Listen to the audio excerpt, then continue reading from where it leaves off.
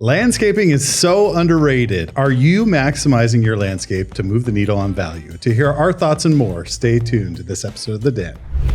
The Den, powered by the Lyons Group, a show dedicated to exploring hot topics in real estate, local happenings, and industry trends. We're a small team of professionals approaching $400 million in sales and nearly 2,000 local transactions. You're listening to time-tested experts and industry leaders. Here's a refreshing look at real estate happenings and more. Welcome to The Den. Hello, everyone. Welcome to this episode of The Den. And today we're going to be talking about all things landscape. Green, brownscape, yellowscape, flowers, I don't know. But before we get to that, let me introduce my friends, my partners, my co-hosts, the fellow members of the Lyons Group. To my left, Paul, hand me the rockberry, Aspen, the ninja Groen, and the boss, Shannon Martin Martinez. My name is Ben Wisteria Lyons. I don't even know what, I think, a client one time, I called it a listeria. Isn't that like a virus? That's more of a disease. Yeah. Is it? Yeah. No wonder, because she was a nurse and she looked at me like, what are you talking about? I thought I was smart, Paul. Well, yeah, you're not. It's like a bacteria. It kills millions of people. Yeah. You don't want to know your yard. Wrong thing to tell a nurse. So that was one of the colors of my wedding, and I actually picked it. That's why I know what wisteria is. Ah, well, good. So you do have that kind of. No, that's the one color I know. Okay. I'm pretty much primary colors. Magenta? No. What is that? Like a purpley red. Yeah. No. Yeah. Pink? I know pink. Yeah. It's salmon. It's called salmon, Paul. Yeah, if it's a shirt on a guy. That's right. Yeah. Okay, but I digress. Let's get into landscaping. Landscaping. It really is an important feature to your property. And a lot of people overlook it. I mean, they do. They don't think about landscaping as much as they probably should.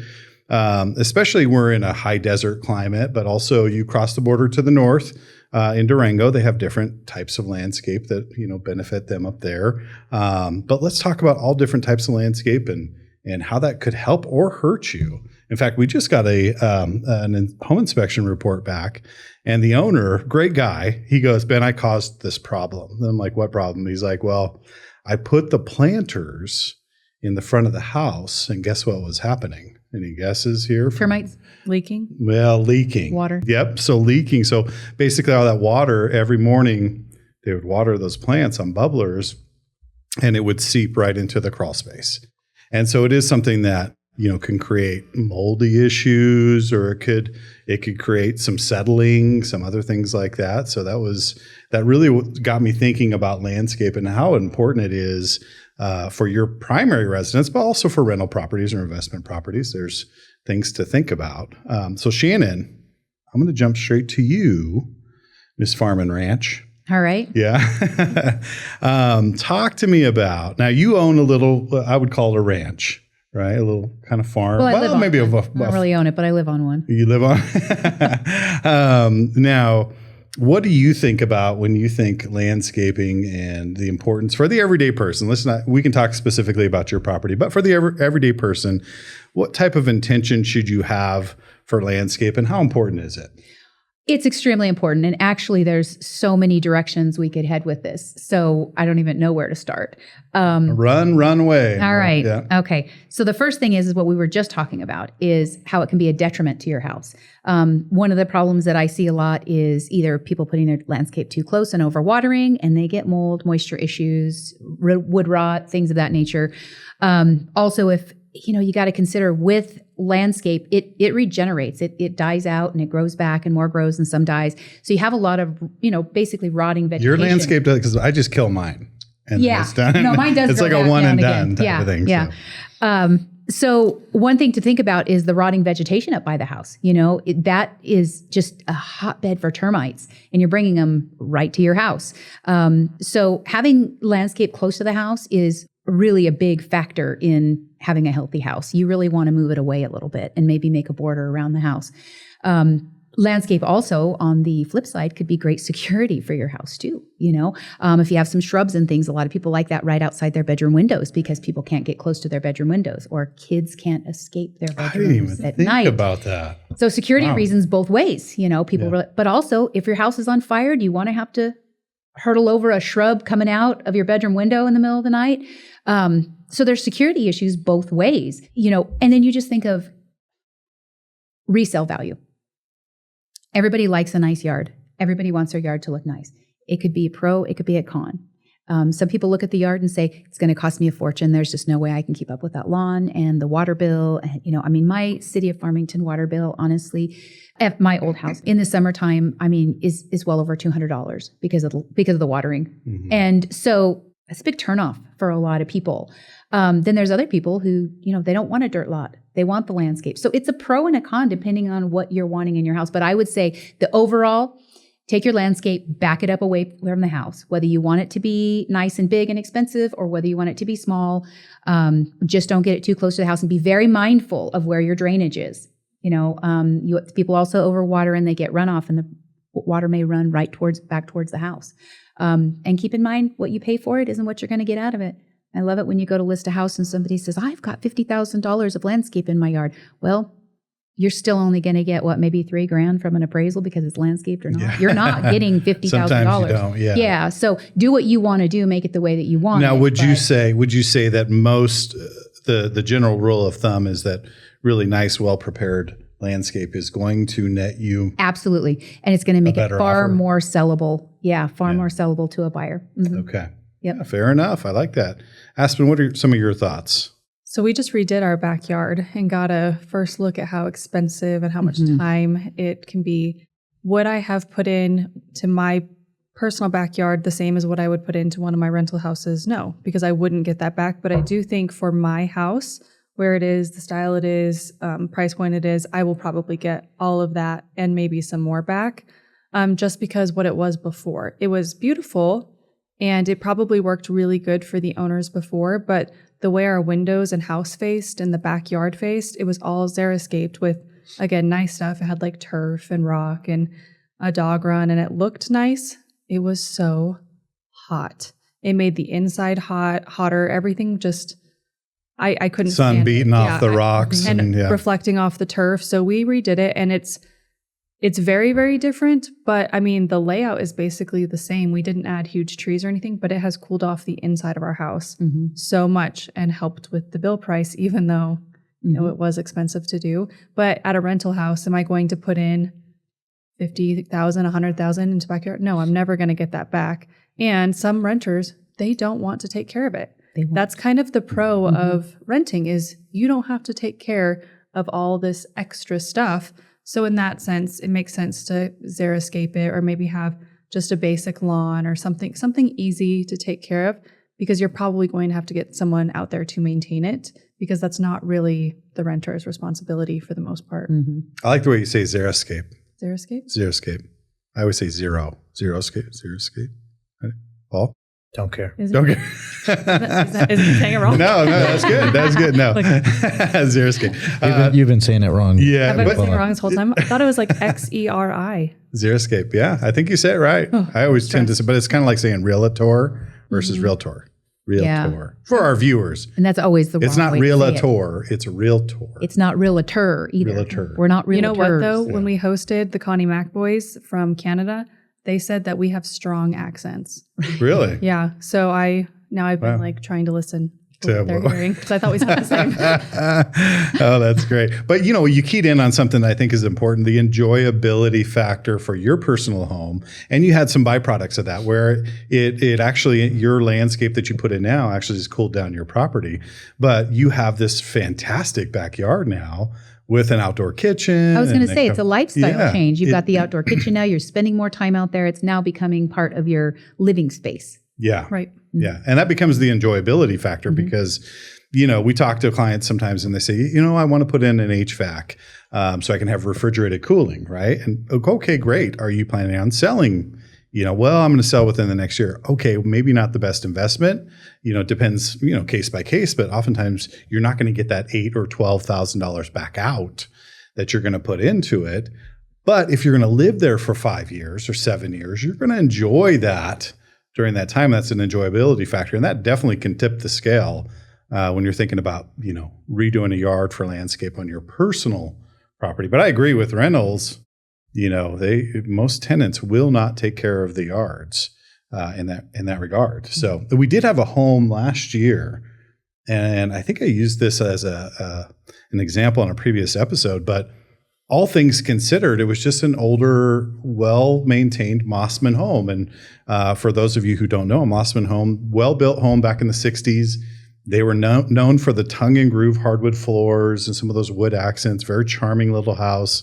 But that's all it was. It was a charming little house until you walked into the backyard, and it was like a stinking paradise back there. They had growing vines, and they had irrigation, and they had terraces, and they had a garden and a little shed. I mean, it was, and honestly, I think we had 12 or 14 people on a list because it went under contract right away that were like, we will buy this in a heartbeat. So landscaping can make a big difference. Paul, what's your experience with landscape besides killing it? You had None. As far as it goes. I think a good thing is me and Paul actually have complete opposite. He ripped out his grass, put in turf, and I ripped out my turf and put in grass. It's kind of a good show of people like different things. Yeah, so mine was necessity because my dogs had torn up the yard. So when we were maybe overwatering it, but it was kind of loose grass, and they just turned it into dirt. So we went and turfed it. But one of the things that I always think of in landscaping, and we've had this a couple of times, big trees in the middle of the yard. Like if you're going to plant trees, don't put it right in the middle of the yard, because then when you want a pool later or a gazebo or pergola or something like that, now you're dealing with a tree. So like we just had a tree die in the middle of our backyard, so we're going to take it out and use that space for something else maybe. But I've had people go into houses that they love the house, they get to the backyard and it is an elaborate maze of vines and bushes and all that stuff, and they just go, not for me, can't do it. The water bill is going to be too high, the maintenance is going to be too high. So I think if you're going to live there, fine, do whatever you want. But if you're thinking of selling, make sure that it's not a super overcomplicated watering system. Like you don't have to hand water these. And, I had one house that we were selling. We had to do instructions on every different fruit tree and every different plant out there. And I go, what if the guy that moves in comes and just levels it all and gravels the whole thing? What are you going to do? Cry. Yeah, he said he says, well, they can't do that. I go, yeah, they can do whatever they want. Yeah. But so if you're going to sell the house, I mean, just assume that all that's going to be gone for the next person. Yeah. What about fruit trees? Any experience with fruit trees? Well, that's it. And see, there's so much to talk about when you talk about landscape. That's another thing. Everybody wants a nice fruit tree in their yard. And then they don't realize that, it's going to drop fruit. You're going to have ants. You're going to have flies. You're going to have rotting fruit in your yard. You got to pick it up every day. You got to work on pruning. There's a lot of work that goes into it. So are you looking to do some canning and you're really going to be serious, or does it just sound nice to have a peach tree in your backyard? Because it is a lot of work. So for all the fruit trees in my family, they're always like, do you want this big old 5-gallon bucket of cherries? You can never eat them all like people think. No, I don't even like them. You can send them to me. Yeah. And I got some peaches actually from your family, and I ate the heck out of them. Good. But I didn't want to go out and pick them. Right. So, and we actually put in 2 fruit trees, but they're dwarf fruit trees. They don't grow feet, so they grow fruit, but they're only like 6 feet or so, and they produce, I don't know, 12 or 18 peaches a year. That's what we planted, dwarfs, because we wanted some fruit trees, but we're not looking to be full-time fruit pickers. Yeah. Well, you can get too much. You can get a goat where I can't get a goat. Right. Right. Yeah. I planted a fruitless peach tree in the house that we're living in now is one of our rentals. That makes more peaches than any peach tree. The fruitless peach tree makes more peaches than ever. Yeah. Yeah. Yeah, and you got all the mess and the branches break and all that jazz. I think people just really don't think about when they're putting a yard together. They just kind of start putting some stuff together, and then you realize down the line that you're going to have to start tearing things out or changing things up or making some changes. And I don't think people really think that through. We talk about vines. You were talking about vines and how much they are. See, we have that. We love our vines. But one of the things is you have to work on them all the time. They go up and they strangle around my trees, and, they have actually closed our gate to where you can't open it at times. You got to keep pruning them, and, otherwise they just grow through it, and pretty soon you can't open them anymore. So you have to all the time be working on them all the time. Yeah. But they're gorgeous. Yeah. Honeysuckle, wisteria, it's beautiful. It's beautiful, but it will. I think me and you take feel over the same stuff. way. We love it and we'll do the work on it. But a lot of people won't, and they don't know what they're getting into. And they just don't know. It's a lot of work. To me, it's a lot very of money, therapeutic, and it's very like relaxing and nice. And I love gardening. But if you don't like that, Yeah. Probably not for you. Yeah. right. Maybe a little patch of grass. Exactly. Yeah, now Some you- rose bushes. Yeah, and I was going to say Yeah. rose bushes, and a lot of people hate rose bushes, and other people just absolutely love them. But you actually have planters along your fences, so they're not adjacent to the house, but they reproduce their perennials and they bring up herbs and flowers and other things. Yeah, so we did along the length of it. I did a full garden on one side, and then I did a kind of a border planter. So I put a bunch of perennial native plants, lavender, Russian sage, that kind of thing, all along the back, and blueberry bushes because I do like the fruit. And then we have like a water feature, and then on the other side we did a more narrow one, and it's kind of outlines our outdoor kitchen, and that's where I have all my herbs for cooking. That's in the nice. outdoor kitchen, and then a big strawberry patch. Yeah, those strawberries. I can't wait to see those things. Well, you'll probably never see them because they're gone. Are they? I love to go out and just like, Oh, yeah. I did it for the kids, Yeah. but really it was for me. My parents had a house on Fawn Drive and it had like nectarine trees. And then my dad planted a bunch of blueberry and raspberry bushes, and I just loved it so much. And then we moved to another house and there was grapevines. And I just love going out and like picking it and eating it right from there. I think it's so fun. Yeah. That was one reason I didn't want to sell my last house. There was a cherry tree in my backyard that was, 50 feet, maybe. Yes. It was Oh, geez. huge. Yeah. All Wow. the neighbors I made just batches and batches and batches of cherry wine from it, and I loved it. But Wow. it was messy. Yeah. Yeah. Luckily, and I had kids doing it and all the neighbors doing it, Yeah. and I was doing it, and it was still messy. And that's a fun thing. I mean, if you enjoy your landscape, I think that's a perfect point. You enjoy your landscape, then that's something that you can invest in and reap the rewards. And other people, Paul, you do more of a low maintenance type of thing, and that way your dogs can be on it, and it doesn't look bad. I mean, it doesn't get torn up, and The other thing is if you have help in your house, then you can have more. yeah, But if it's just you and you don't really like doing it, Yeah. then Yeah, Bryson would Less- hate a garden. yeah. He would never want a garden. Maybe like a few planters, but not. Well, my family love flowers and grass and all that stuff, but they won't touch it. yeah, yeah. They like to look, but They like to look. not to prune. Just don't watch this episode, kids. Yeah. Well, and I love the growing vines. I'm, originally from Washington, and there's all kinds of those, almost like an Ivy look, Ivy League look, where you have brick buildings and they have these beautiful vines. But gosh, you do that with stucco, and you have growing vines on stucco. It just eats that stucco up. It can damage your roof. And then a lot of people don't think about when they put like a pine tree or some of these other trees close to a home, because when you put it close to a home, initially it's small, it's cute, and give it 5 to 7 years.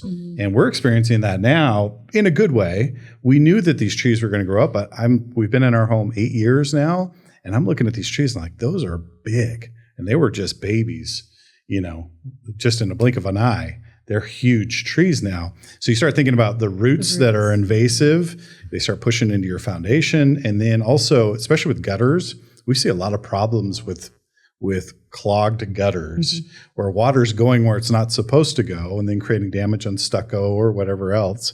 You got to be cognizant of that, especially with the pine. I'm not a big pine needle guy. I'm not either. But Shannon, you like pines, right? Not particularly. Oh, I thought you did. I mean, I don't mind them, but no, Yeah. I don't really plant them or try. I love them. do you? People that like them love them. Yeah. Yeah. I would love to live in a pine forest. Yeah. Yep. The one I had at my old house wasn't very impressive, and I didn't really like much. But I have Yeah. 2 in my backyard right now, and they're stunningly beautiful. Yeah. Yeah, I'm such a hater. I hate pine trees. The needles. The needles, I Yeah. think they smell bad. I don't like anything about pine trees. Yeah. Bryson got a real Christmas tree in our house one time. I was like, get this out. I hate those needles everywhere. Smell bad. Spiders. I heard about spiders that Yeah, get into the those bugs trees. in 'em. Oh my That's gosh. Yeah. I did have an experience with hedges in the house that, the kids grew up in. We had these huge hedges, like 8 feet tall. And I was always on the ladder, trimming the top of them, every, once a month.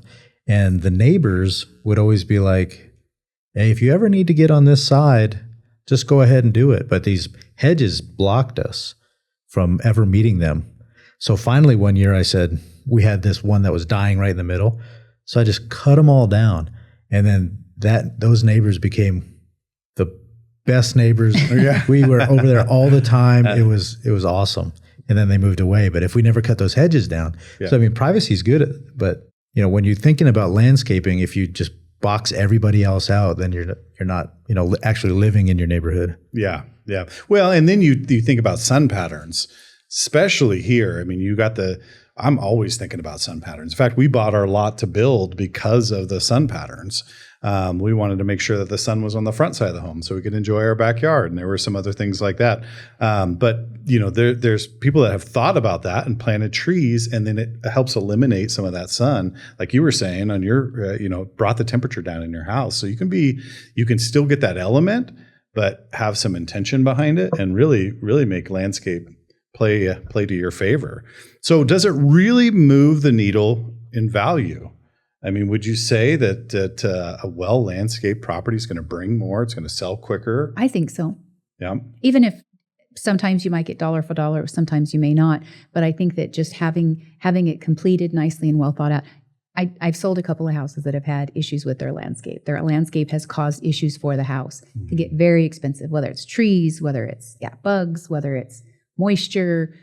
You just have to think it out. You have to think it through really, really good before you start putting things in the ground. I always think if your yard is maintained well too, because it is more day-to-day work, the inside's probably pretty maintained as well. Yeah. If you're putting in the effort to take care of the outside stuff, more than likely you've also taken care of the gutters and you've taken care of the chimney and the roof. And that first impression is invaluable. People drive by the house and that's why they want to go in and see it, because it looks nice. Agreed. If it's a wreck, they don't even want to go look inside, even though they may keep the inside really nice.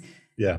And we've seen that where we have really nice homes, but the landscape is just shoddy. And it sets the tone for sure. It can hurt your value big time if that's the play. Yeah. What about water features? I like them. I love them. Yeah. Paul? I'm not talking about holding a hose. You're going to have something that trickles. I'm for hire if anybody needs to hold a hose. I can stand for a while. Things to think about. They're all right? Yeah. I mean, the vases that have the water pump and it just recirculates. Well, I can tell you I like them, but I can also tell you that obviously we all show houses. How often do you walk into a house that the minute you open the back door, you can hear the water feature going? People love it. They love the way it feels. It makes your patio area feel just serenity. It just feels different. It feels calming. People love them. And it cools it down. It does. Yeah. Well, and especially if you can expand your home into your outdoor space, like then all of a sudden you open up all these months of extra living, right? So you can actually use that. And for us, we put in some water features where we love to hear that sound, but also when we look out our windows, we love to see what we're looking at. And it's just all part of it. It's it's a direct parlay from the inside of our house to the outside of the house. And we enjoy that part of it. And I think others do too, when they come, over to the home. But I think if you're intentional with that, the water feature is pretty simple and affordable to install. But we do see some bigger ones where they're like, I've filled this thing up 6 times and it's running dry in 2 hours. It's like, oh, you got a leak. Yep. Now you're going to have to rebuild. So it can be problematic. Water is the enemy of all homes. Yeah. Leaks are not good. Like my father-in-law has a koi pond in the back, and every time they go out of town, we're over there filling it up 2-3 times. So yeah, I can't even imagine his water bill. Yeah, he's got a beautiful koi pond, and it cascades down, and big, beautiful fish. I mean, they've been there for years. Right? I would love a lawn like your in-laws have. Yeah. But I would say for most people, it probably wouldn't. Too much. Yeah, it would. Well, it used to be just 2 levels of grass. So grass, retaining wall, then grass at the top. And then they created this outdoor experience, and now it's just constant maintenance. So, that's a good example of you know what you're getting into, because you could have the most beautiful, backyard ever, but then you've got to take care of it. That's right. And if you don't, it becomes a nightmare. Yeah. Luckily, we have 300 sunny days here. That's right. So it really does make sense to do the inside outside. Unrelated, but anything like with native plants too, and then water features, it's really good for the bees too, which we need in this area. They're not doing super awesome. So, I asked it's kind of a positive side effect of it too. For sure. I asked my youngest daughter, I said, what's the most important animal in the world? And I gave her a couple of hints, and she guessed bee. And I said, you're absolutely right. I mean, we would be toast if we didn't have the bees. Except my dog is eating them as fast Is as they he? come in. I thought she'd get Drooling. stung. I thought she'd get stung once or twice and stop, but it's like a game to her now. I'm like, Yeah. oh my gosh. Yeah. We fully Those planted poor all this bees. stuff for him to be great. And Yeah. my dog's She's out there it's like eating a game. them? Yeah, she's always has like swollen. Yeah, it's like the Virgin and the Trolls. Stop. It's a movie. cute movie. It's a kid movie. You know you've seen it. Don't even pretend. What's the name of it? Box trolls? It's Trolls. Trolls. I've seen And Trolls. the Virgins. The Virgins eat the Trolls. Bergen. Oh, So see A you. different movie. So you know you 'cause you're have just seen saying it wrong. He was saying it wrong. I was That just was- making sure. I was just making sure. What movie is this? Yeah, I had to vet to make sure he's seen the movie Trolls. So Bergen. let's move I'm into the only adult in the room. I have not seen the movie. You've got to see Trolls. It's pretty pretty fun. cute. Yeah. Justin Timberlake singing and I sing along, and that's another story. Let's jump right into the speed round. What is your favorite landscaping component and what should you stay away from? Paul Berry, I'm jumping to you. Why? Why? My favorite is trees. We don't have a lot of big trees around here. Although I have my trailer park when all the branches are falling off. So maybe not trees. Yeah.